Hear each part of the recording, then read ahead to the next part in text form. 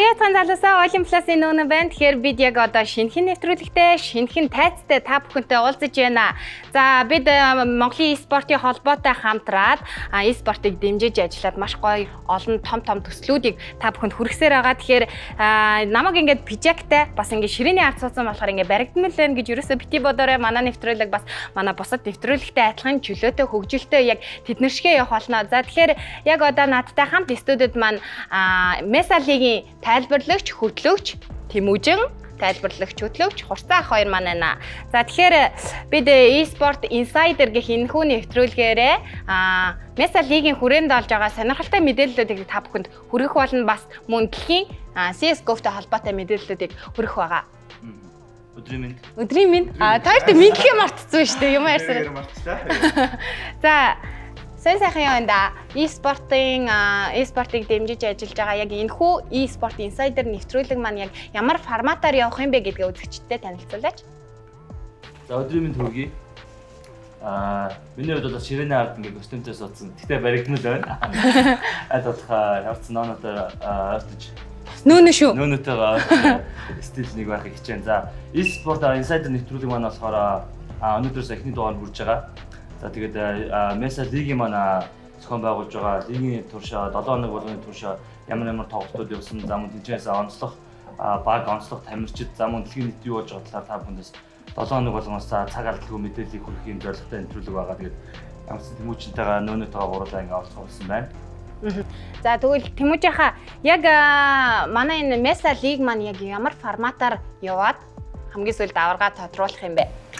Манай тэмцээн 12 багтай. 12 багийн 6-6-аар групп болоод групп дотор 5 тоглолт хийгээд эсрэг багийнхаа эсрэг группээс 3 тоглолт хийгээд нийтдээ 8 тоглолт хийгээд ингээд ранкаар шалгараад топ 1-ээр шалгарсан баг шүүхийн дөрөв шалгараад 2-3-аар шалгарсан баг шүүхийн үлдсэн нэг шалгараад ингээд тэмцээн байна. Best of 3 single elimination журмаар яваад аврага шалгарлаа. За тэгэхээр өнгөрсөн 7 хоногт болохоор нийт 12 баг маань 2 группт хуваагдаад ингээд эхнийхэн тойргийн тоглолтуудыг хийсэн байгаа. За тэгэхээр хамгийн эхний тоглолтыг бол Amir Gaming болон D13 баг маань хийсэн байна. Тэгэхээр Amir Gaming та бүхэн танилцуулбал Mesa Pro Series 1 тэмцээнээс Bliss нэрээр оролцоод Amir Gaming болон нэрээ салсан юм баг байгаа. Тэгэхээр Mesa Pro Series 1 тэмцээний 2 дугаар харин шалгарсан одоогоор тэмцээнд энэ нэг Amir Gaming гэдэг нэрээр оролцож байгаа шүү. Бас Amir Gaming гэдгээс гадна Amir-ийн Бачкахын буюу Amir Dancing одоо Amir Production-ы баг гэж явж байгаа шүү үзэгчтэй. Тэгэхээр тэрүүгээр нь айлгал бас өшөө илүү том хүрээлттэй болох юм болоо. Тэгэхээр багийн бүрэлдэхүүнд бол ахлагч Чин Зориг, Төгөлдөр, Сүлд Эрдэнэ, Мөнх Бэлгүн, Энх Оргил, Мөнх Очир гэсэн бүрэлдэхүүнтэйгээр энэ удаагийн тэмцээнд оролцож байгаа байна. За дараагийн яг Amir Gaming-тэй өрсөлдсөн баг болох D13 баг маань бол 2018 онд байгуулагдсан юм байна. Тэгээ Extreme Land 2018 тэмцээний Монголын аварга, мөн Uprise 2018 тэмцээний аварга, 4Gamer 2018 тэмцээний аварга, Mountain Dew 2018 тэмцээний аварга, Angaria Minor 2019 тэмцээний аварга, за мөн Mesa Pro Series 3 тэмцээнд 1-р байранд орсноор энэхүү лигт маань шалгарсан юм байна. За тэгэхээр багийн бүрэлдэхүүнд бол ахлагчаар Тэмүүлэн, гишүүд нь Мөнх Тамир, Тэнгис, Энх Амгалан, Гэрэл Дод гэсэн бүрэлдэхүүнтэйгээр энэ удаагийн тэмцээнд оролцож байгаа юм байна. За тэгэхээр хоёр багийн тоглолтыг бол манай хоёр кастер тайлбарлагч маань тайлбарлсан байгаа шүү дээ, тий. Тэгэхээр тоглолт бол яг ямар үр дүнд хүрнэ гэж таамаг төвшүүлж ирсэн бэ? Би бол D13-ыг хоёр нөлөөлж төвшүүлжсэн.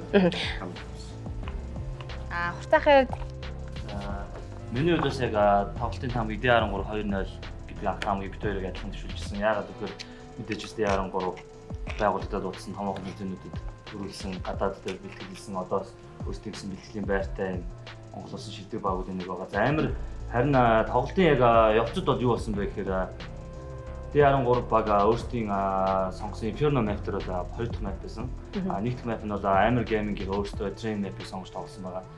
За харин төсөөлөөгүй нэг юм юу болсон бэхээр Amir Gaming баг маань одоо энэ лигийн манаас бүүм хийж байгаа багуудын нэг яалтч хүмүүн анх бас Mesa Pro Series 1 тэмцээнээс гарч ирэхдээ 29 багийг хожиж бас гарч энд ирэхээ авсан нэг баг байгаа. Эхний map трендер болохоор Amir Gaming өөрсдөө пиклэнгуудаа тэрэн дээр 3 овертайм гараад 3 овертайм эцэд бол D13 багийн хоцсон юм үр дүн гарсан. Яагаад 2-0 гэж бодсон бэ гэхээр Amir Gaming-ийн Pixel Tremator D13 багийнх маань Азийн томоохон тэмцээнүүдэд Азийн багуудаас ингээд өөрсдөө пиклж Азийн багуудаас тодорхой хэмжээнд буулган авч ирсэн юм мапуудын нэг D13 багийн хүчтэй мапуудын нэг учраас 2-0 гэдэг таамаг өгсөн. За харин Amir Gaming-ийг өөрсдөө бэлдсэн маптар бол маш өсөлтөндөө тоглолтыг үзүүлж 3 овертаймыг гаргасан юм тоглолт болсон байна. За тэгвэл Тэмүүжийнхаа за эхний map бол 3 овертайм гаргасан. Тэгээ хоёр дахь map дээр болохоор яалчгүй D13-ийн дамгаалтаагаар өндөрлсөн байгаа шүү дээ, тий.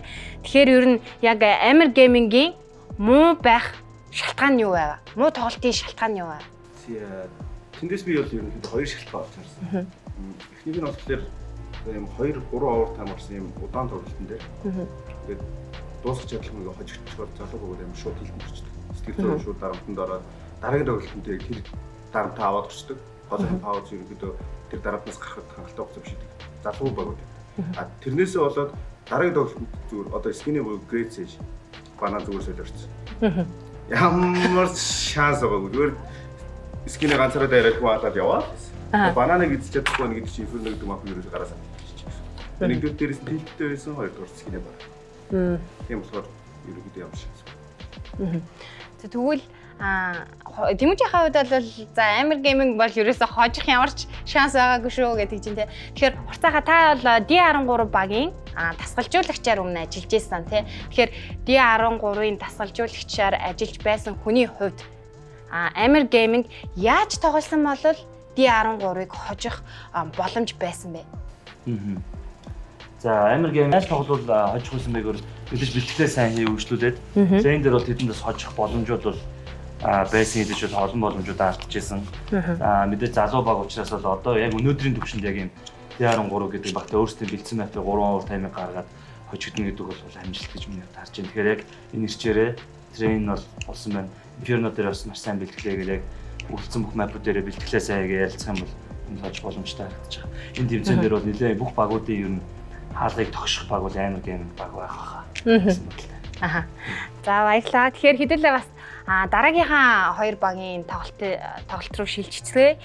Тэгэхээр ер нь бол iFinger, Bet Gaming хоёрын тоглолт бол манай Love Gaming центрт явагдсан байгаа. Тэгэхээр яг энэ тоглолтыг бол манай хоёр тайлбарлагч маань өөрсдөө үзэж тайлбарлаж амжаагүй. Тэгэхээр яг энэ тоглолтыг дараа нөхөж үзсэн байгаа шүү дээ, тий. Тэгвэл хурцаахаа яг энэ хоёрыг тоглолтыг нөхөж үзэхээс өмнө яг тоглолт яаж иргэн вэ? Яаж явагдах болоо гэдэг ямар таамаг төвшүүлж ирсэн бэ? За iFinger багийн хувьд бол бас Pro Series 3 тэмцээн дээр D13 багийн эсрэг тоглоод 2-1-ээр хожигдчихсэн. Гэхдээ бас бараг 2-0-ээр өөрсөнд нь бол хожих боломж байсан. Бас яг энэ тэмцээнд орж байгаа Amir Gaming, iFinger гэдэг яг энэ хоёр баг бол яг тухайн манай тэмцээний бүүм хоёр залуу баг гэж хэлж болно. За би бол Bet Gaming багийг бол iFinger баг бол хожиж байгаа. Гэхдээ Bet Gaming баг манаас нэг юу давуу талтай нь юу гэхээр яг энэ багаараа удаан тоглож байгаа. Маш олон Азийн сонгон шалгаруулалтад оролцдог туршлагатай баг. За эсрэгээр бол залуу баг бол бас яг ирч хүчтэй залуу ирч хүчтэй байгаа учраас яг ирч хүчээр ингээд адил нэг болох болов гэсэн таамаг байсан. Гэтэл бол iFinger багийнхан маань бол ер нь 2-0 ярцтай хоцсон байсан. За Тэмүүжийнхаа хувьд яг ямар таамаг төвшүүлж байгаа? Яг иймэрхүү зүйл хоёр тэгээр тоглолт ер нь хоёр тэгээр өндөрлөн гэсэн тийм үр дүн төсөөлж юу? Би бол энэ хоёр багийг ерөөдөө хальт мэднэ. Ямар сайн мэдгүй тоглолтын нэг юм үзэж байна. Гэтэ Bet Gaming бол удаан тоглож байсан учраас би Bet Gaming ерөөдөө баг хожиж болов гэж харж байсан. Яг тэр арай туршлагатай тоглогч 2-3 харагдчихсан. Эсрэг багийн хувьд бол туршлагатай тоглож байна. Би өөрөө туршлаганд амар дуртай. Энэ тоглоом туршлагатай тоглогч нар яаж ч хожоод идэх тоглоомын нэг. Би өөрөө ч туршлагатай хүн гэж. Би ч додогтэй л дуудаж ин л та. За тэр чи яг. Тэгэхээр ямар ч харин төсөөснөөс өөртөө гарсан. Тийм. За тэгвэл Bet Gaming бол маш олон жилийн түүхтэй ийм маш туршлагатай баг байгаа тий. Тэгэхээр яг яагаад энэ iFinger гэдэг ийм нэг инээдтэй нөтөрөө гэсэн багт хожигдчихвэ? Маш муу тоглолсон. Хоёр багаас ирэхэд тактикийн нэг гоё юм гарч ирээгүй, шинэ содон одоо юу гэж стандартын явуултууд нэг гоё байгаагүй. Дефолт явуултууд гэж байдаг. Ингээд mouse control хийсээг ерөөхдөө амар хайг арай илүү зүгээр хэдүү 10 хүүхэд матч ороо тоглосон шиг нэгэн тоглолцсон. Тэгээд Бэтгэмигээс бол ганцхан тоглож галзуурсан. Нөгөө баг нь багаараа жид аюулсан тоглосон. Ялч үгүй сүултээ. Ганцхан нэг нь тавлаад дийлцэг гэж хэлж байсан юм уу те. За. Миний бол ойрлоод тэгэхээр баг бол уус ямар ч юм зам баг болдог. Тийм учраас хоёр дахь мап нь бол яг ерөөсөө агнаа тэлтрэл тоглолтын задгаа олж эхлээл контролоос гараад зүгээр бэлгэний баг болсон харагдсан. Тэгэхээр ер нь бол Бэтгэмиг юм басаа агнагийн явц жоохон хилтэй багасгах нь зүг болоо гэсэн бодлоос төрж ирсэн. Энээс бас харахад Тэмүүжийнхаа туршлага гэдсэн чинь нөгөө туршлагагүй баг маань туршлагатай бага хожичлаа тий. Тэгэхээр бас туршлага биш нөгөө тухайн хүмүүсийн нөгөө өөрсдийнх нь одоо хувийн бэлтгэл бас байд юм байна. Тэгэхээр iFinger багийнхандаа бас маш халуун баяр хүргэе. Туршлагыг давж чадсанд нь бас баяр хүргэе гэж хэлмээр санагдлаа. За тийм үү харин Хоёлаа манай мазалаг авраг авахар юм тэгээ. За тийм. Манай туршлагатай өгчөд авраг авахар хоёлаа энэ гэж ярьсан аа. За тэгэхээр яг энэ хоёр багийн тоглолт маань бас сонирхолтой болж өнгөрсөн байна. Тэгэхээр та бүхэн үзэж амжаагүй бол манай Facebook хуудасаар болон YouTube channel-аар бас үзээрэй гэж хэлмээр байна. За тэгэхээр дараагийн тоглолт бол уг нь Мазала болон Born-ийн Mongolia хоёр багийн тоглолт байсан. Гэвч IEM Beijing 2019 тэмцээний нээлттэй шалгаруулалтанд оролцох болоод тухайн хоёр баг маань тоглолтоо хойшлуулсан байгаа. За тэгэхээр бас нээлттэй шалгаруулалтанд оролцоод тэнцээд дараагийнхаа шат буюу хаалттай шалгаруулалтанд орох эрхээ авсан мэлээ. Баяр хүргье. За тэгэхээр тооёроос бас нэг хүсэх зүйл байна. Яг энэ тэмцээний тухай өөрсдийнхөө үзэл бодлыг болон бас энэ оролцож байгаа багуудынхаа тухай өөрсдийнхөө мэдж байгаа мэдээлэлээс үргэлжлэх гэж. IEM Beijing бол Монголд хамгийн олон цогц хамгийн одоо өндөр түвшний багууд ирж байгаа тэмцээн болж байгаа. Ахны тий. Яг Шанхайд болж ирсэн. Старлаад орсон. Энэ 100. Энэ тэмцээний онцлог юм бол одоо HLTV ранкингийн топ 5-ын 4 нь ирж байгаа. Авангараас бас 4 топ багууд ирж байгаа. Astralis Liquid гэдэг дэлхийн жинхэнэ топ багуудыг ойртноос очиж үзэх боломжтой байгаараа. Ян тий. Үзмэл гэж байна. Тэмцээн яг хэдий хугацаанд хийзээ лээ? 11 сарын 7-оос 9-нд 10-ны оронд. Уушлаарай, та хоёр тайлбарлалтай байх юм байна. Очиж үзэхгүй шүү дээ. Та хоёр яг лигээ тайлбарлаж явах юм байна. Үзэж амжихгүй юм байна. Энэ талаар гэрээдэр оруулсан байгаа. За тэгэхээр хоёр багтаа бас амжилтыг хүсье. Тэгээ хэсэг хугацааны дараа эргээд болцгаая.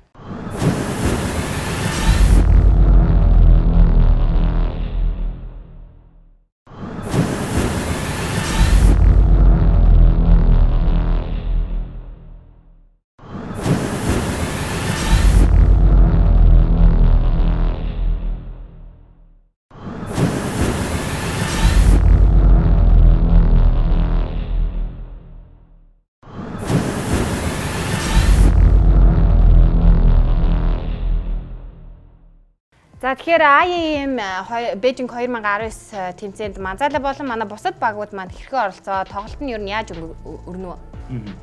За энэ тэмцээний маань бол 3 нээлттэй сонгон шалгуулалт болсон. За Монголын маань нэлээд олон баг бас нээлттэй сонгон шалгуулалтын шүүгийн 8-д шалгарч үлдсэн.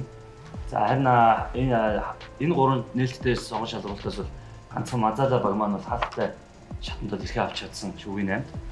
За тэгээд шүүгийн 8-ийн эхний тоглолтыг бол Солонгос улсын MVP PK багтаа хийх байсан боловч MVP PK-гийн маань 2 гишүүн солигдоод тухайн тэмцээнд оролцох боломжгүй гэсэн мэдээлэл хийсэн болохоор эхний бол шууд автомат хожлыг аваад за яг дараагийн очроо манд бол Хятадын буюу одоо Азийн одоо өнөөгийн түвшин номер 1 байгаа Тайлуу багтаа тааш тоглосон. За энэ тоглолтод бол маш сонирхолтой тоглолтыг өгүүлээд 2 мап дээр 16-9 гэсэн харьцаатай Мазала баг маань хожигдсон байгаа. За тэгээд lower bracket руу lower дээр бол Филиппиний Brain гэдэг багтай тоглосон Brain багтас 2-0 ярцдаг хожигдсон. Тэгээд хэмжээний өндөрлүүлсэн байгаа. Миний харж байгаа бол ямар ч сан Хятад буюу Азийн номер 1 Тайлуу багтай 16-9 гэдэг тань ярцдаг дуусна гэдэг бол хэр багийн авч чадах раундын тоо бол биш. Мазала багийнхан саяхан байгуулагдаад бас удаагүй бэлтгэл бас бага байгаа учраас ер нь бол цаашдаа бэлтгэж юм бол Тайлуу иргэн буулгах боломжтой харагдаж байгаа. За тэгэхээр дараагийн тоглолт маань болохоор Hooligans болон XOP буюу хор багийн хооронд болсон байгаа. Хор баг бол манай лигийн цорын ганц эмэгтэйчүүдийн маань төлөөлөл болсон байгаа. Та бүхэнд яг одоо Hooligans багийг танилцуулъя. За тус баг маань бол 2006 онд байгуулагдсан байна. Тэмүүжи ахыг тоглож эхлэхээс өмнө байгуулагдсан баг юм байна. Тэгэхээр Тэмүүжи ах бол 2008 оноос тоглож сурсан байдгийн. Одоогийн Hooligans багийн бүрэлдэхүүн маань бол 5 сард бүрдсэн юм байна. За тэгэхээр Mesa Pro Series 2 тэмцээнд 1-р байранд ороод тэгээ Mesa Pro Series тэмцээний XMF-ийн тайзан дээр болсон тус тэмцээний аваргаар мөн шалгарсан байгаа. За тэгэхээр яг бүрэлдэхүүнд нь бол хангай Ирмөн төвшин төгс Бадрал мөнх ундрах гэсэн бүрэлдэхүүнтэй тоглож байгаа юм байна. Hooligans багийн эсрэг тоглосон XOP буюу эмэгтэйчүүдийн хор баг маань бол Zovi Divina 2019 тэмцээнд оролцсон байгаа баг ба хор буюу XOP багийн тухай бас сонирхолтой танилцуулга буюу тэр багийн тухай мэдээллийг Тэмүүжи ах маань бас хөрвөх авах гэж бодож нэг хэсэг тасгалжуулагчаар нь ажилладаг байсан шүү дээ. За бид нар сая гинт Азийн Divina тэмцээний эрхийг аваад гинт баг усод гинт тэгээд XOP гэдэг байгалаа явцаа. Тэгээд вирус 1-2-7 хоног хүрэхгүй тийм бэлтгэл хийгээд тэгээд очиод оролцсон. Ерөнхийдөө тоглолтыг ингээ хараад маш ойрхон манайх хичнээн 2-0-оор очсон. Ерөөсөө раундын өдөр маш ойрхон манайх хожих байсан илүү өвдөс тоглолтуудаа ингээ алдсан болохоос ерөөсөө очсон. Туршлага жоохон сул байсан. Тэгээд ирэх болсон. За тэгвэл яг Mesa лигийн зүгээс эмэгтэй багийг юу нь яг яагаад сонгох болсон юм болоо энэ талаар та юу гэж бодож байна? Монголын маркетад ерөөсөө яг одоогоор 2 баг байгаа. Эмэгтэй. За максимум 3 гарч болно. Тэгээд энэ 3 баг хоорондоо тоглоод байсан ажихгүй. Тэгээд Азийн багуудтай бараг төлөв болж байгаа. Тэгэхээр өөрсдөөсөө илүү сайн бэлтгэлтэй бүх юмараа эрэгтэй багууд бол маргаан байхгүй эмэгтэйчүүдээс бүх юмараа илүү шүү дээ. Тийм болохоор тэр багуудтай тоглож сайжрах юм болов. Тийм болохоор Mesa болж олсон. Урцаа хавьд. Миний хувьд ч гэсэн Тэмүүжиндээ санал нэг байна. Ер нь эмэгтэй багуудаа сайжруулах гэсэн бас бодолтой оруулсан. За тэгээд мөн бас нэг зүгээр таамаг яагаад орсон гэхээр манай нэг Монголоос Азийн Аз руу эмэгтэйчүүд маань жил нэг удаас тэмцээнд явах боломжууд байд юм билээ. Тэгэхээр тэнд эрэгтэй ихт үзэх хүмүүс эмэгтэйчүүд маань очиод тэнцээ нэг амжилт үзүүлээд ах юм бол илүү одоо манай e-спорт хөгжлийн түвшин маань зөвхөн эрэгтэй ихт эмэгтэй хоёр баг ингээ Аз руу хаад ирэхэд илүү бас бид нараас ингээ Монголын e-спортын хүч бас илүү өргөн өргөнд эмэгтэйчүүд гэсэн болдго юм байна гэсэн ойлголтыг бас боломжтой болчихсон. Эмэгтэйчүүдээ харин бол тийхт оруулаад сайжруулъя. За тэгвэл бас эмэгтэйчүүд манаас эрэгтэйчүүдээс юугаараа өөр вэ гэдгийг бас бид бас эндээс харах боломжтой гэж санагдаж байна. За сая Тэмүүжи ах хэлж илаа л да тий. Эрэгтэйчүүдээс бол тэртээ тэргүй бүх юмараа ингээд одоо арай ингээд сул байгаад байгаа гэд. Тэгэхээр ер нь бол яг эрэгтэйчүүдээс бол буудалтын хувьд бол ингээд яалтчгүй ингээд ялгаа гараад байгаа. Тэр нь бол ингээд тодорхой шүү дээ тий. Тэгэхээр хүмүүс маань яг ямар хэв маягаар тоглол өшөөлөө амжилтанд хүрэхээр байна вэ? Ер нь бол эсрэг бага комфорт зоноос нь гаргаад textbook Counter Strike буюу одоо яг хамгийн хийгчтэй юмнуудыг хийгээд одоо Crossfire одоо хамгаалтын тактик тэр юмнуудаа нэлээд сайн бэлдээд тэгээд эсрэг бага тоглолтноос нь гаргаад одоо зөвхөн CT-тлээ ихний эзэн бэлдэж эхэллээ. Яг тэр CT-тлийг ойлгох амархан арай илүү. Тэр л бол арай илүү комплекс хэлдэг. CT-тл дээр бол хамгаалалтаа бэлдэж. За энэ хүн ингэж орж ирвэл бид нар ингэж зохицуулаад ингэ хамгаач болж байна. Тэ? Тэрхүү бэлтгэлийг сайн хийж арай өрсөлдөхэд гişх юм. За миний хувьд бол хор багаас ажилласан зүгээр нэг юм гоё зүйл нь юу гэхээр эмэгтэй баг маань эрэгтэйчүүдээс ялгарх нэг юм маань бол хоорондын уур амьсгал байсан л та. Ингээл тухайн раундыг алдсан ч гэсэнтэй би юундээ nice try те зүгээр эмэгтэйчүүдийн юм хоорондын юм харилцаа нь болохоор яг нэг тийм сүрэг юм байхгүй айгуу гоё эерэг юм. Байнгын инээгээл те. Инээгээл хоорондоо ингээд тоглоод ямар нэгэн руугаа ингэж атак гэсэн эрэгтэйчүүд бол нэг руугаа амар атак. Эмэгтэйчүүд бол ямар нэг тийм байхгүй уур амьсгал тоглолтын тийм зүйл нь айгуу гоё санагдсан. Яг тэрэн дээрээ суурлаад одоо мэдээж бусад сайжруулах юмнууд зөндөө олон байна тий. Тэр уур амьсгалаа бити ардаараа гэж хэлмээр хор багийнхан да. Миний үед бол яг Mesa 3 цуврал тэмцээний үед нөгөө хор багийнхантай ингээ ярилцчихсан байхгүй юу. Тэгээ ярилцаад манай охтууд маань нэр үнэхээр одоо баатарлаг тий хизээч эрэгтэйчүүдийн доор орохгүй ингээд би ингээд асуусахгүй юу. За эрэгтэйчүүдээсээ ингээд юугаараа ялгаатай байна те эрэгтэйчүүдтэй тоглоход ингээд юун дээр алдаад байна гэж. Ер нь бол ямар ч ялгаа байхгүй шүү. Бид нар адилхан л үзэлцэн алдсан гэж яг тэгжсэн. Яг тэгээд нөгөө нэг айгүй ирч хүчтэй. Тэгээд ийм лаг охтуудыг бас манай тэмцээнд ингээд Меса лигийн хүрээнд ингээд чимэг болоод явж байгаад нь бас баярлалаа гэж хэлмээр байна. Тэгээд дараагийнхаа багийн тоглолт руу шилжицгээх үү. За дараагийн тоглолтыг бас та хоёр маань үзэж амжаагүй. Яг энд тайлбарлалтаа яаж агаад юун дээр Love Gaming Center дээр болсон байгаа. Mars 3 болон Haxords багийн тоглолтод бас 2 тэгэр өндөрсөн байна. За хурцаахаа яг энэ хоёр багийн тоглолтын тухай ярил ер нь яг яагаад хожигдчихваа. За Haxords бол Mars багийн тоглолтыг сүүлд нь өгч үзсэн юм аа. Haxords бол ер нь бол шүүрдэл дуусгасан гэж хэлэх болно. Haxords бол манай Монголын бас e-спортын туршлагатай тамирчдууд байдаг. Dyson стадиуд маань байгаа. За тоглолтын яг уур амьсгал бол зүгээр Mars 3 багийнхан бол зүгээр ер нь бол энэ тэмцээний хамгийн муу баг гэж харагдахаар тоглолтыг үзүүлчихсэн. Яагаад гэвэл зүгээр анхан шатны наазахын дефолт явуултаа мэдгүй багийн тоглолт байхгүй зүгээр имх замбраагүй гэж хэлэх болно. Тийм тоглолтыг үзүүлжсэн. Зам мөн мэдээж хоёр скил буудалд уур чадвар бол яагаад ч хацаас багтаа бүрхгүй маш бэлтгэл муу юм баг нь харагдчихсан. Тэгэхээр бол 2-0 ерөөсөө шүүрдэл Haxords багийнхан бол зүгээр зөөлөн чихэр. Энэ тоглолт бол хийсэн. Зажлал дууссан. Зажлал дууссан. Би одоо ингээ хуучин мэрэгжлийн тоглогч нар мэрэгжлийг хийж зүгээр арай нэг илүү сайн тоглогч нар нэг муу тоглогч нартай тоглоод тэгээ тэрийг нэг ямар нэгэн бодлогогүй тэнэг үйлс хийгээд гүүж орж ирээд байлдаад тэгээд адуу тоглогч гэж нэрлэсэн байхгүй бид нар. Тэгээд яг нэг 5 адуу тавьчихсан шилээ харагдсан. Одоо яг эсрэг багт нь улсын аваргын мөнгөний медальтай хоёр тоглогч.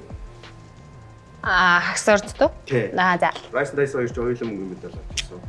Dyson ч бүр давхар медаль. Dyson ч бүр давхар медальтай. Улсын аваргын мөнгө хүрэлтэй.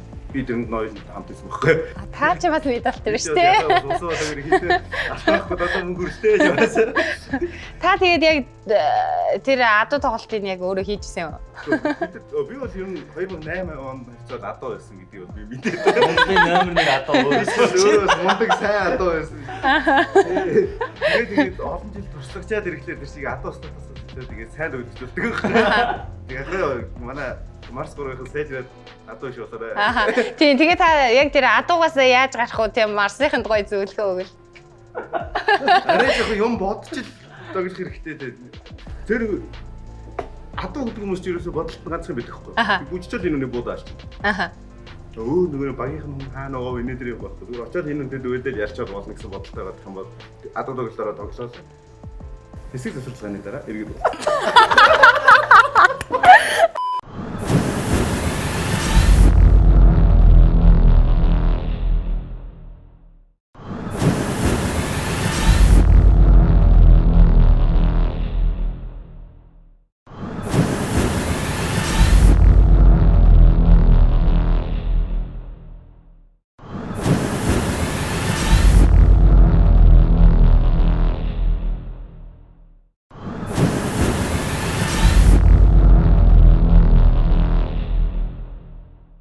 За эргээд уулзж байгаа таатай байна. За тэгэхээр бид нэр эхнийхэн тайргийн тоглолтуудаас нэг онцлог тоглолтоор нь 29-эр болон Go One-ы тоглолтыг нэрлсэн байгаа. За тэгэхээр 29-эр багийн хувьд бол мэрэгжлийн баг болсон. Тэгээд дээрэс нь нийгмийн даатгал төлдөг болсон байна. Цалин авдаг болсон байна. Маш гоё. Тэгээд 29 багийнхандаа бид гурийн зүгээс баяр хүргье. За тэгэхээр тийм латин гэж. За тэгээд яг тоглолтынхаа агуулгын хувьд бол ерөнхийдөө яг энэ тэнцүүхэн тоглолтууд болсон байгаа тийм. Тэгэхээр хурцаахын хувьд бол эхний раундн дээр бол эхний map дээр бол Go One-ыг хожно гэсэн таамаг төвшүүлж исэн санагдчихэв. Тэгэхээр яг энэ тоглолт маань ер нь яаж өрнөв, ямар үр дүнд хүрв, та өөрийнхөө яг энэ таамгаа яг дүгнээд яг тоглолтын төгсгөлд юу болж өнгөрсөн бэ? За би бол Go One багийн тамирчдыг бол эхний map хожно гэж дүгнэжсэн. Яагаад гэвэл тухайн багт маань усаад хуучин туршлагатай тамирчид бол байгаа. Надтаас цуг тоглож исэн дүүнэр манаас байсан. Тэр багийн 3 хүнийг бол би маш сайн мэднэ. 29 багийнхнаас илүү өндөр амжилт үзүүлж исэн тийм 3 тамирчин байдаг. За хоёрдугаарт бол 29 багийнх маань бол шинэ ростер хийгээд яг энэ ростероор 3-4 хоногийн өмнө шинжлэхдээ бэлтгэл хийж амжаагүйгээр хэлжсэн. За нэсгээрээ Go One багийнхны хувьд бол ололт ихтэй спонсортой болсон тий. Бас багийн тасгалжуулагчтай гээд бэлтгэлээ маш сайн хийсэн баг ус учраас Go One багийг хожих болов гэсэн хамгийн өгсөн байгаа. За яагаад үзсэн бэ гэхээр Turtle-ийн Mirage юм бол Go One багийн тоглолт бол маш зөв тоглолт хийжсэн. Яг тэг стандарт явуултуудаараа бүх тамирчид маань бол ямар нэгэн алдаа гаргахгүйгээр хаана юу хийгээ мэдсэн багийн яг бэлтгэл бол аягүй сайн байгаа нь ажиглажсэн. Эсвэргээр яг 29 багийнх маань яг өөрсдийн фикс Mirage map дээр бол стилийн хамгаалалт хөдөлгөөний сайн байгаагүй. Яагаад ийм одоо хүртэл яг ийм бүлтгэл ба bootcamp-тай бэлтгэлтэй баг ийм сул байгаа. За багийн 2 гишүүн шинээр орсон ч гэсэн тэгээ багийн систем сайн бол үлдсэн 3 тамирчин дээр тулгуурлаад тэр багийн суур юм явуулах хэрэгтэй байна. Тэгэхээр 2 хүн солигдлоо гэдээ шууд ингээд муу тоглолт үзүүлж боломгүй санагдсан. Яагаад энэ багийг нь бол бас дараагийн тухайрууд дээрээс харагдах байх гэж бодож байна. Та тэгвэл яг эхний тоглолтын дээр тэгвэл Go One-ыг хожно гэдгийг яаж мэдээд юм? Олон жилийн одоо тэгээ тоглосон хүний нүдээс харахад яг нэг ингээд морь уралдах гад ингээд харж байхад чинь нөгөө нэг төрүүлэх морь нэг ингээд нэг өөрөөдөг шүү дээ. Яг ингээд суугаад ингээд харж байхад ингээд бэлтгэл дээр ярилцлага өгч явах юмнуудыг харахад бол ер нь угаасаа Go One-ийн бид нар бол ер нь бол эднийг ингээд арай нэг өнөөдрийн байдлаар бол 29 баг нь арай илүү юм. Арай альч спорт дээр тийм байдаг. Эхний тоглолт яг арай сул байгаа баг нөгөө нэг багийгаа хожиж шүү гэсэн арай илүү ирмэлцэл илүү өндөр. Тэр нь бол яг ажиглагдсан. Тийм учраас бол яг Go One багийнх нь нэмээ бочиж байгаа гэсэн тамгыг бол төвшүүлсэн. За харин маань Тэмүүжингийн хувьд өөр тамга гэсэн юм байна. За чи тамгаа тайлбарлах. Тэмүүж ах чи юу лээ нэг харьцаатай гэлжсэн те. Тайлбарласан тий. Миний тамгыг бас үлдэхэд баярлаа. 29-ийн double up stop-ын дээр тэгж үлдэх ганц байрнаас бараг 4-5 раунд тоглосон. Бид тэрийг яагаад тийг ойлгоогүй. 29 баг шинэ үнээсээ дараагаар гинт инферногийн бэс айтыг яаж хамгаалах мэдхээ байсан байсан. Тэгээ ерөөсө ганцхан нэг цайны ганц флаштай тэгээ флаш төр төрхий хаавк нь гарч 1-2 хүн алаад өгдөг. Тэгээ үлдэхэн тэр нэг харахгүй зогсож байгаад нэг хүн алууд алаад алахгүй тэгээ шүү тэр буландаа нэг хөрхий цэрэг шиг өгдөг юм тийм явцгүй стапа болчооч ээ. Сайжирмаар байна. Одоо талентаа болж байгаа сайжир шүү нөхдөө. Хэлмээр байна. Эдгээр хожигоос шүү та нар. Таленттай бэлтгэлтэй баг нь яага хожигдоод байгаа юм болоо. Тэр бол гэхдээ ростер шинжтэй шууд холбоотой шүү дээ. Дөнгөж ростер шинж хийчихэд ингэж тоглоно гэдэг бас хэцүү. Тэрэн дээр бол ойлгосон. Гэхдээ хичнээн дөнгөж ростер шинж хийсэн ч гэсэн анхан шатны нэг 2-3 стап бол одоо инферногийн бэс айтнаар байж хэвчтэй байдаг. Одоо тэр снайпер гэдэг байр чи ерөөсө тэр болонд ингээд ганцхан байж байгаа байр биш шүү дээ. Снайпер чи нэг буудаад алдаг буу учраас ингээд нэг байрлаа олон солиод олон буудаж чадах юм бол тэр бууч амар ашиг хаддаг байхгүй. Чи тэр тоглогч тэр болонд гацчдаг. Ороод ирсэн ихний үнийг алчдаг. Тэгээд дараагийнх нь нөгөө байрлалыг мэдчихэж байгаа. Тэр үнийг аргаалахад амар амархан. Тийм болохоор туршлагатай тоглогч нар болохоор нэг буудаад ухраад ингээд өөр байр аваад зогсдог бол бэлтгэхэд ухрах байр байхгүй. Тэр чинь болонд ингээд маби хамгийн болонд байдаг ганц байр шүү дээ. Тэгээс оноод байсан бол өөр тийм. Талт нь оноогүй. Тэгээд sorry үлдгээ бид нэр багтаа нөгөө нэг дидамдж тоглохтой ч гэсэн байраа солидог байсан шүү. Дараагийн удаа арай өөр байрнаас тий. Тэр байранд орж болно. Гэхдээ нэг байранда бити дөрүүд орж. За тэгэхээр хурцаага яг Go One бол маш сайн тоглолтыг үзүүлсэн байгаа тий. Тэгэхээр энэ сайн тоглолт нь зөвхөн үзэгдэл байгаад өнгөрөх үү? Яг энэ сайн тоглолтоо ингээд хадгалж чадах уу? Дараагийн тоглолтуудаа ийм сайн хэвээрээ байж чадах болов? За бас амар сонирхолтой асуулт байна. Go One багийг миний бод чадах гэж бодож байна. Ягаад гэвэл яг би бол Go One багийг төдийлөн сайн мэддэг байсан. Бусад 3 тамирчин мэддэг, нөгөө 2 тамирчин сайн мэддэг байсан л та. Лол юу нэг нь юм байна нэрийг сайн санахгүй. Лол яг 29 багтаа тоглож байгаа тоглолтыг харахад бол энэ 2 тамирчнаас гаргаж байгаа үзүүлж байгаа тоглолт гаргаж байгаа шийдвэр реакшнууд нь бол яг Монголын яг топ түвшний багуудад байдаггүй баг тийм үзүүлэгдсэн баг. Өөртөө ихтэй чанарууд яг ийм эцэгтэй мөчөд яг баг авах үйлдэл хийж байгаа нүүлдлүүд нь бол яг про тавьчихсан тамирчны хийдэг юм үйлдэлүүд байсан. Нөгөө 3 тамирчны бол яг мэддэг байсан учраас ер нь бол ямар сайн баг вэ? Эднэртэй бүр ярилцлага хийгээд илүү улам очоод баг ингээд та нар ингээд тэгээд бүр зөвлөмөр юм санагдтал баг тоглолтыг бол хийж чадсан шүү ярьсан Go One багийнх нь. Би бол итгэж байгаа. Илүү сайн бүх багтай ер нь маш сайн тоглолт үзүүлэх байна.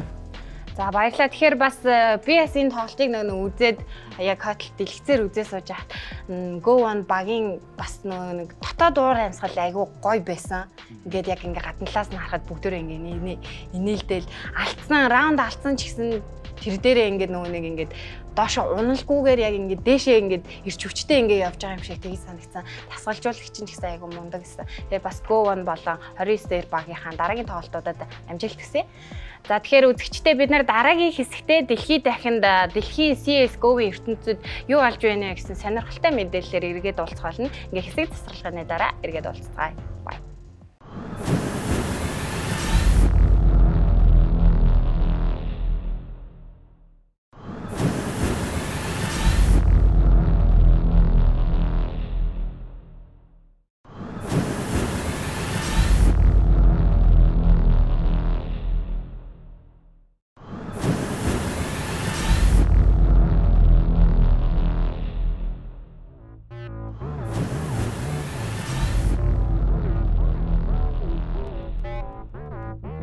За тэгэхээр эхний тайргийн үр дүн болон хүснэгтэй танилцгаая.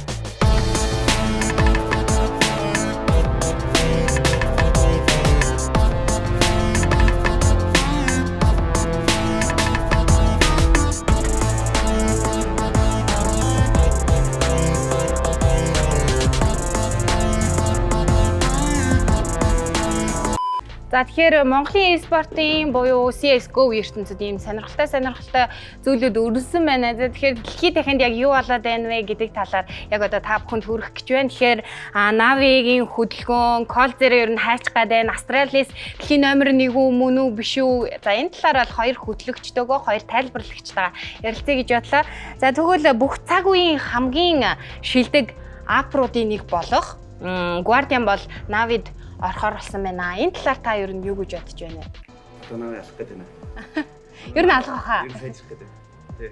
Саяхан simple ярьсан гэсэн юм л та. Би одоо rifle-аар тоглоснууд арай илүү чөлөөтэй тоглодог.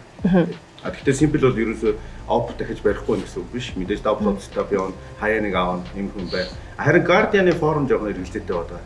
Сүүл Phase-ийн төгсөлд Guardian ер нь форм жоохон онцлог байсан. Гэхдээ нэг давуу тал нь Guardian тэнд англиар ярих шаардлагагүй болно. CIS баг учраас орсоор ярина. Орсоор ярина. Тэгэхээр арай жоохон ойролцоо хэлээр ярьж байгаа учраас арай илүү communication сайжраад арай илүү сайн тоглох байх гэж найдаж байгаа. Хамгийн гол асуултыг дэмжих гэхдээ in-game leader асуудал байгаа. Наад хин in-game leader хийх үү? Тэгэхээр хуцаад одоо нэг мэдээлэх байна. За ямар ч нэг Guardian Navi-д орсноор бол мэдээж Navi бол одоо бол дэлхийн номер 1 слотын төлөө өрсөлдөх нь бол цаг болсон гэж би харж байгаа. Яг гэвэл мэдээж хоорондын communication зам мөн Zeus-ийн үзүүлэлтсэн муу performance оронд Guardian ороод ирэх мэдээж баг бол хүчтэй болно ойлгомжтой. Сайжраад ирнэ. За миний хувьд бол Navi ингээд өмнө Zeus-тэй Navi ямар байсан бэ гэхээр ингээд Navi-гийн тоглолт бол ер нь яг юм Монгол багуудын тоглолттой ер нь ойролцоо байдаг. Яг юм Zeus бол тухайн юм momentum call-ийг айгуу сайн хайж ялах. Яг ингээд бэлдсэн стандарт явуултаасаа эсрэг талаа уншаад тухайн моментод тааруулж гэж зөв кол хийдэг маш ур чадвартай. Тэрүүгээрээч өндөр скиллтэй байсан учраас Navi дутсан баг гэж таамагладаг. За одоо Zeus гарчлаа. Тэгэхээр одоо Navi хин IGL хийх вэ? Миний бодлоор магадгүй Lemmy хийж магадгүй гэсэн таамагтай байгаа. За мэдээж Guardian Opera ороод тэгэхээр simple op хийхгүй те. Opera тоглохгүй ороод тэгэхээр ер нь бол Navi одоо л Liquid Astralis-тэй нэлийн өстөнтэй тоглох хаа гэж хараад байна. IGL-ийг бол өстөө мэдэхгүй ер нь бол Lemmy гэж бодож байна. За тэгвэл Navi-гийн хувьд Guardian орж ирж байгаа нь бол сайн мэдээ юм байна. Тэгвэл Guardian Navi-д орсноороо ер нь Guardian-д сайн юм уу юм Navi Guardian-д ер нь яаж нөлөөлж байгаа юм бэ? За энэ дээр бол миний зүгээр байрсаас хахад өмнө нь бол анх Navi-д яг Aave-гаас гараад Phase руу орохдоо мэдээж топ статустай орсон. Тэгээд Phase-д бол Guardian тодорхой хэмжээнд бол гялцж чадсан. За ягаад Phase бол 5 топ од тамирчин авчирсан мөртлөө ягаад амжилт үзүүлж чадахгүй байгаа юм бэ гэдэг асуулт бол дэлхийн нийтэд бол асуултанд тэмдэг хэвээр байгаа. Энэ бол бид нар бол яг Кариганыг муу юм байна гэж сольж үзсэн болохгүй байна те. Адриан оржсэн. За одоо сүүлд нь Адриан арай залуухан байна. Нёг авьяа арай туршлагатай Нё орж илээ бас болохгүй байна те. Одоо тэгвэл Guardian болохгүй байгаа юм байна гэдээ ингээ явуулчихын те. Энэ бол бас асуултанд тэмдэг хэвээр үлдэнэ. За мэдээж Guardian-ы хувьд бол Navi-д орж ирнэ гэдэг бол өөрийнх нь хувьд бол сайн гэж би бодож байна. Яг тэгвэл хэл ярианы хувьд ч гэсэн өмнөх багтаага за эргэж орно гэдэг бол Гвардианы явдал илүү. Фейзд байхаас илүү шуурм зүзүүлэх боломжтой гэж харж байна. За Тэмүүжин маань харин Навиг бол хамгийн сайн дэмждэг баг нь учраас нэлээ юм хэлэх байна. Улаан фанат нь тий. Үгүй MIB-аар улаан фанат ч юм. Андаа ч. Яг би зөв топ серийг аягүй их үздэг л дээ. Би тоглохоо хэлээд удаж байсан би одоо бүгдийг үздэг. Гэтэ бас нэг сони юм Guardian ч сая багасаа гарахтаа амар одоо байдлааттай гарсан шүү дээ. Симплимплтэй хэрэлдэж барьсан тохиолдол бас байгаа. Тэр чинь нэг Zeus-ийг эхний удаад аниад Zeus чинь юу очоод компьютер очоод мэж явуулсан шүү дээ. Тэр үед нь Zeus-ийг анихтаа бас баг дотроо хэрэлдэж барьсан. Одоо нэг сүүлд нь одоо Colzera ямарсан шүү дээ. Colzera бас яг ямарсан бохгүй багасаа гарчаад нэг сар би өстө нэрээ Zeus-ийг анихгүй гэж хэлсэн. Манай эдл ярьж байгаа эцэгс чинь чи бас хамтаа нэстэйгээд нэг тиймэрхүү юм. Харсангуй гайгүй нөгөө нийт дэлгээгүй л болохоосоо. Тэгээ яг тэр үед бол нэг тиймэрхүү мэдээлэлүүд ерөнхийдөө гарч илээсэн. За тийм хоёрдугаар ер нь дэлхийн номер 1 багууд нэг л юмар ажиллах. Ингем лидер нь хуалдаг.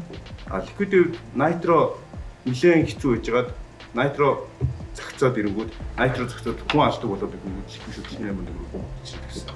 Астралаа өвчсөн ялгаагүй Cleo орж ирэл өндөр импакттай олон хүн унгадаг тоглолтод арай илүү импакт үзүүлдэг ингем лидер. Ингем лидер хүн чинь угаасаа импакттай ингем лидер хийгээд тэгэхээр өөрөө тоглолтоосоо гарчдаг байхгүй.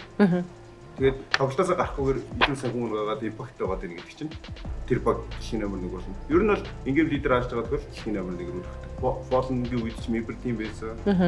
Astralis, Liquid ерөнхийдөө дэлхийг яг ингэж тооцоолж байсан баг бүгд л юм байна. Тийм. За сая Тэмүүжин ах маань бас нөгөө Colzera-гийн Emerald-ийн тухай бас жоохон дурдлаа тий.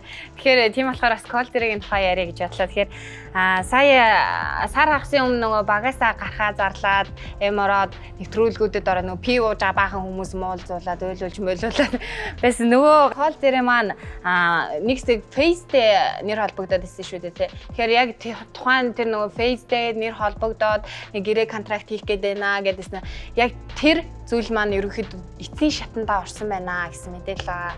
Тэгэхээр энэ талаар бас та өөрийнхөө үзэж харсан, сонссон мэдээлэлээ үзэгчдэд хөрөх үү? Өчтөр шөнө TK гээд маш алдартай тийм одоо инсайдер байдаг байхгүй. Том багуудын одоо дотор хүн таньдаг хүмүүсээр тэр нэг мэдээлэл өгч тэрийгээд гадагшаа бэлэн болохоор гаргаж яадаг. Тэр хүний яснаар бол Colzera-гийн гэрээг худалдаж авахд Face нэлээд төгсөн байна гэсэн мэдээг сайхан гаргасан. Өчтөр шөнө. Face бол сүүлийн баг жил гараа яг тоглогчид худалдаж авахд мөнгө гаргаагүй байхгүй. Мэдээж тоглогчдод цалингаа өгнө. Гэхдээ нөгөө гаднаас гэрээ худалдаж авдаг. Хуучин бол гэрээ худалдаж авдаг амар алдартай. Мөнгө ерөөсөө CS:GO-оор цэцдэг гэсэн бол сүүлийн 1 жил, баг 2 жил ерөөсөө гаргаагүй тоглогчдыг аваад яваадсан. Багт гэрээгүй, яг багасаа бүр гэрээний дуустал тоглогчдыг мөнгөөр аваадсан. Гэтэл одоо Colzera-гийн buyout чинь $1 сая. Одоо хэдэн доллараар яг худалдаж авах нь яг тодорхой биш байгаа гэсэн одоо авлаа гэдэг Colzera CS:GO-гийн хамгийн өндөр төлөвлөлт болж байгаа чинь. Өмнөх нь бол Nico байсан. Nico-гийн $300,000-аас $500,000 гэж тэр үедээ яригдчихсэн. Одоогийн байдлаар Shox $300,000 гэсэн. Тэгэхээр ер нь хамгийн ойролцоо төлөвлөлтөөс 2 дахин өндөр очиж байна. Ер нь яг за сүүлийн үед бол Face ерөөсө худалдаа авалт хийгээгүй байна. Мөнгөө зарцуулаагүй байна. Энэ яг юу хийх гээд ингэ зориулсан юм бол? Ер нь бол Face-ийн бүрэлдэхүүн нь үнэхээр сайн байсан шүү дээ. Дэлхийн тэндээс төлөвлөсөн супербодууд байсан. Тэгэхээр заавал нэг дахиж тэрийг сайжруулах гэж өөрөө амар хэцүү. Тэгээд маш их зарлагтай.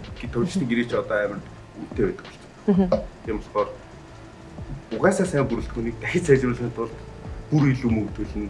Цаг удаа тэр чинь нөгөө санхүүгийн хөвж байгаа. Ер нь бол мэдээж дэлхийн номер 1 рүү зорж байгаа. Гэтэ яг саяны нөгөө Colzera-гийн Emerald үгүй бол Face амар гоё юу болоо таарчих шиг боллоо тий.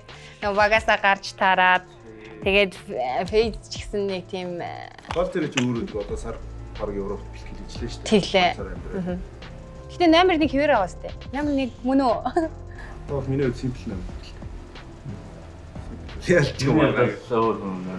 Гараа харцаа өөргөө бодлыг илэрхийлнэ. За Face Colzera орно гэдээ одоо яг баталгаатай бол төгч нэлээд байна. Тийм. Одоо нэг дэлхийн номер 1 2-ын одоо ранкинд нэлээд олон жил одоо дандаа нэр нэвчдэг байсан Colzera, Nico гэдэг авиастай тамирчид маань нэг доор орно. За гэхдээ миний зүгээр нэг юм хувийн бодол үү. Ягаад яг юм 5 авиастай ингээд өөрийн гэсэн бодолтой, өөрийн гэсэн юм орон зайтай тамирчид нэг баг болохоор энэ хоёрыг хэн удирдах вэ те? Хэн эдрийг бацах вэ? Тэр л хамгийн чухал. Фейзэд за од тамирчид байг. Тэгэхэд энэ 5 тамирчид яг хэн нь энэ бусад 4 одыгоо бацж одоо те? Баг нэг баг болж явах вэ гэдэг нь айгүй хэцүү. Энэ бол одоо яг энэ бас багуудын гаргадаг алдаа байдаг. Яг бүх 5 тамирчтай яг 5 сайн тамирч одоо бүрдүүлэх гэдэг. Гэтэл бүгд дор мэдээ толгой томтой гэдэг чинь монголоор толгой томтой ингээд өөр юм гэсэн биз нико биз колзера те ингээд иймэрхүү алдаанууд аягүй гарах.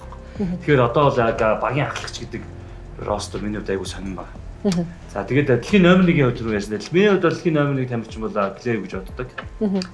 Одоо ягаад гэвэл Клеб бол Австралиас багийн ахлагч юм те. Дэлхийн номер 1-т одоо simple одоо HLTV ранкер бол simple device дээр ордог. Энэ болохоор тухайн жил үзүүлсэн бүх тэмцээнүүд гаргасан перформанс-аар л явждаг тийм. Перформанс рейтингээр гаргаж. Миний хувьд ягаад Клеб гэж боддог гэхээр яг дэлхийн номер 1 багийг ахлаа явдаг. Ахлагч гэдэг хүн бол тэр багийг ингээ базаад 4 шилдэг тамирчныг яг өөрөө болохоор тэр 4 шилдэгтэйгээ яг энэ зэрэгцээд манлайлаад явж байгаа гэдэг бол бусад тамирчнаас simple-с гарахааргүй үзүүлэлт байхгүй. Simple device Клебийн оронд Австралиас руу ороход хизээч дэлхийн номер 1 баг болж чадахгүй гэж би боддог. Миний бодлоор. Тэр бол Клебийг номер 1 гэж боддог. За юм баг шүү. За тэгэхээр HLTV буюу дэлхийн хамгийн том CS:GO-ийн вебсайт болох HLTV-гийн ранкер бол дэлхийн номер 1 баг бол Liquid гэж байдаг шүү дээ тий. Тэгэхээр сүүлийн 3 мейжерт Австралиас төрүүлжлээ. Тэгэхээр ранкераа одоо яг энэ вебсайтн дээр Liquid нэгт яваад байна. Австралиас номер 1 ер нь муу юм уу биш юм уу? 3-т нь төрүүлжлээ. Ер нь Австралиас номер 1 мөн үү? Биш гэж юу? Тэгээ би энэ дээр бол зүгээр 1000 мөн гэж хэлнэ. За яагаад гэдгийг хариул Австралийн талаар хариул зүгээр баг бүтэн нэвтрүүлэг болно. Ер нь бол гэхдээ яг тавцсан хэдэн мэдээд өгье гэж бодлоо та. За Австралийн сүүлийн 3 мажор тэмцээнд бол яг авраг авч байна. За хамгийн сүүл сая хавтаа бар аврагын тоглолт нь бол баг ил 5 авангарыг шүүрдээд баг 2 удаа андаргаар шин тоглолт болсон. За яагаад Австралийн дэлхийн номер 1 гэдэг би одоо миний хувьд бол Австраlis багийн бэлтгэл гэдэг. Бэлтгэл за тэд саяхан организашн зарагдаад шинэ boot camp дээр очиод эхний 7-аас 14 хоног бол ямар ч компьютер байхгүйгээр зөвхөн communication бэлтгэлийг хийсэн. За тэр бэлтгэл нь бол маш сонирхолтой бэлтгэл болж ордог. E-sport CS:GO маань ялангуяа энэ багийн спорт энэ бол яг хамгийн чухал зүйл багийн спортын бүх одоо энэ клиникт болж байгаа багийн спортын бол communication бол хамгийн чухал номер 1 гэдэг. Тэгэхээр яг ийм communication-ыг бол Австралиас баг их маш сонирхолтойгоор бэлддэг. За би яаж бэлддэг талаараас дараагийн дугаарууд ярих болно. За хоёрдугаар багийн систем гэж яг юу юм бэ те. За Тэмүүжин маань түрүүн хэлж байна яг дэлхийн номер 1 багуудад байдаг гол том брэнд нь юу гэх багийн ахлагч маш сайн хилийг хийдэг юм. Performance сайтай багийн ахлагч гэж байна. За тэгвэл багийн ахлагчийг performance сайтай болгохын тулд яах ёстой вэ гэхээр багийн систем л байх ёстой.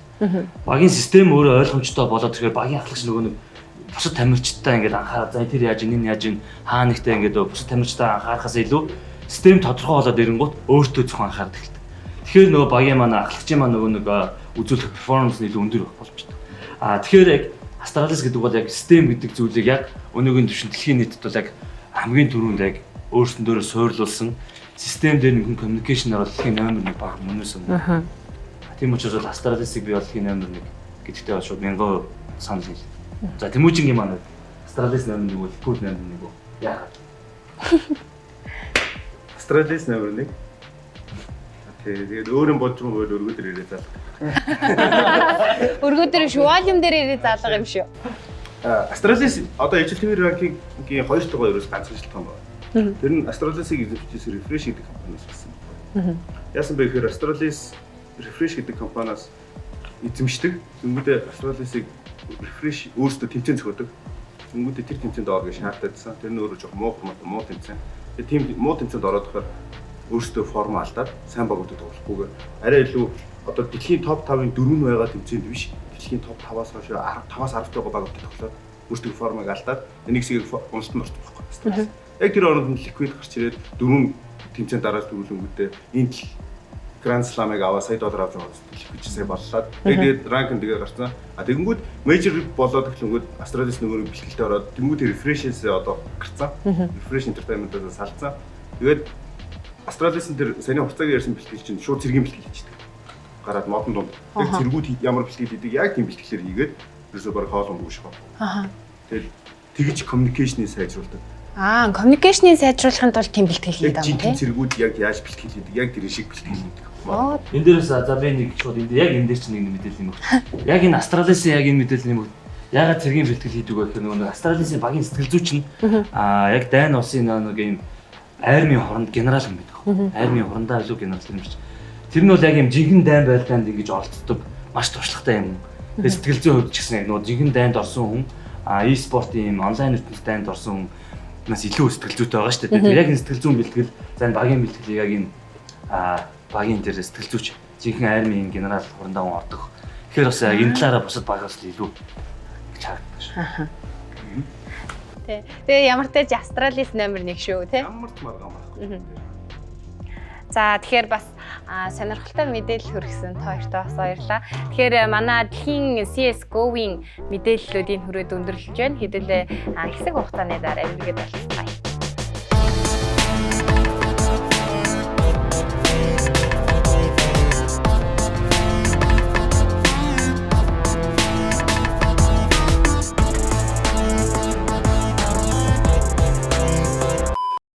За ингээд манай өнөөдрийн сүүлийн 7 хоногийн stand power ranking аналист болох маань тусдаа гаргасан байна. За эндээс хамгийн сонирхолтой харагдж байгаа нь хурцаагийн standings юм уу да.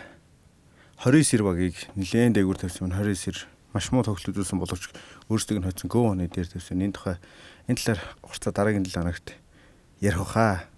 За энэ харж байгаагаар бол Мазал болон D13 Born in Mongolia гэсэн багуудыг бол яг гуруулаа бол цогцсон байна. Эхний топ 3-т.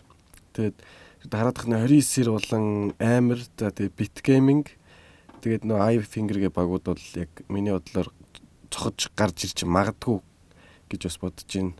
Таны хувьд юу гэж бодож байна? За би бол хувьдаа Born in Mongolia багийг тоглолт хийгээгүй яг мэдхгүй учраас нэлээд доогуур тавьсан 7-оор тавьсан байна. Харин iFinger багийн хувьд нэг бага хожихдоо нэлээд гайгүй тоглолт үзүүлсэн болохоор ерөөхдөө Born in Mongolia дээр тавьсан байна. Born in Mongolia-д бол одоогийн байдлаар Мара ах байгаа. Тэгээд бус дөрөв нь бол дандаа сүүл гарч ирсэн залуу тоглогч нар байгааг бол анзаарсан. Тэгээд ялангуяа хуучин нөгөө манай Fade-гээ багт байсан Magnum зэд тоглогч орсон. Бас ер нь бол хүний сонголт бол нэлээд сайн. Энэ тэмцээнд бас ер нь топ 3-т орох магадлал өндөртэй баг гэж бол миний хувьд бодоод байгаа. Мөн энэ дээр бас 2-т тавьж өгсөн байгаа. За тэгээд Мазал болон Born in Mongolia-гийн тоглолтыг хэдүүлээ үзээд бас дараа нь анализ хий гэж бас бодож байна. За тэгэхээр eSport Insider нэвтрүүлгийн эхний дугаар энэ хүрээд өндөрлж байна. За тэгээд эхний дугаар болохоор бас алдаа оноо маш олон зүйлүүд байсан бах. Гэхдээ та бүхэн тэрийг маань уучлж өршөөгөөрэй. Тэгээд бас өөр сонирхолтой юу мэдмээр байна, юу үзмээр байна. Ямар багийн тухай илүү их мэдээлэл аммаар байна. Дэлхийн ертөнцид өөр юу болж байгааг мэдмээр байгаа хүсэлтэй манай пэйж хуудас руу болон Монголын eSport-ийн холбооны пэйж хуудас руу. За бүр болохгүй бол манай хоёр хөтлөгчийн аккаунт руу бичиж ирүүл. Тэгээд бид нар аль болох та бүхний хүсэлтийн дагуу мэдээлэл хүргэхийг хичээх болно. Тэгээд дараагийн дугаар хүртэл түр баяртай. Баяртай. Бид сайжруулнаа.